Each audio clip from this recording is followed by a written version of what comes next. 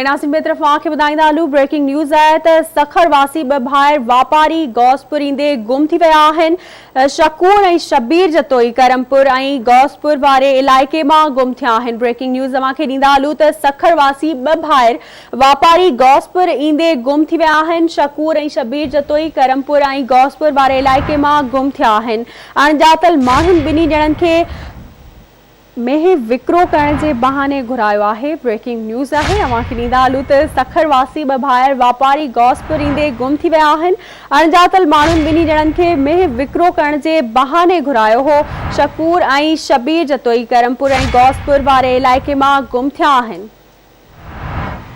तव्हांखे अपडेट कंदा हलूं। ब्रेकिंग न्यूज़ आहे त सखरवासी ॿ भाइर वापारी गौसपुर ईंदे गुम थी विया आहिनि।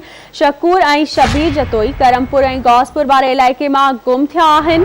अणॼातल माण्हुनि ॿिन्ही ॼणनि खे मेह विकिरो करण जे बहाने घुरायो हो।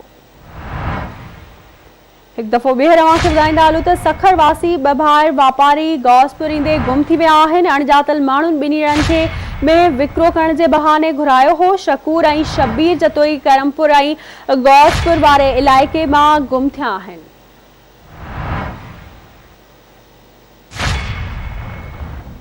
तफ़सील मालूम कंदासीं गौसपुर मां आवाज़ टीवी जे रिपोर्टर बरकत भयो खां। जी बरकत, ॿुधाइजो छा मामलो आहे, कीअं गुम थिया आहिनि?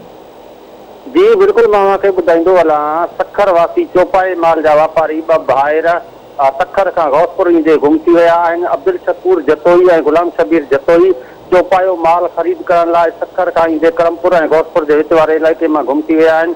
वासन पारां अगवा जो शख़्स ज़ाहिर करे छॾियो आहे। ॿिन्ही ॼणनि खे गुज़िरियल ॾींहुं कचे वारे इलाइक़े मां नामालूम शख़्स मेहूं विकिरो करण बहाने फ़ोन करे घुरायो हो। टेई ॼणा सखर खां मोटरसाइकिल ते रवाना थिया हुआ त ॿिन्ही जा नंबर 3 ॾींहंनि खां बंदि पियल आहिनि। वारसनि पारां अगवा जो शख़्स ज़ाहिर कंदे सखर शिकारपुर ऐं कश्मीर ज़िले जे SSPs खे इतला ॾिनो वियो आहे। करमपुर ऐं गौसपुर पुलिस वाक़े खां अणॼाणाई ज़ाहिर करे छॾी आहे। मुबैना तौरु अगवा थियलनि जे भाउ अहसान जतोई राब्तो करण ते आवाज़ न्यूज़ खे ॿुधायो आहे त गौसपुर जे कचे मां कंहिं शख़्स फ़ोन करे चयो हो त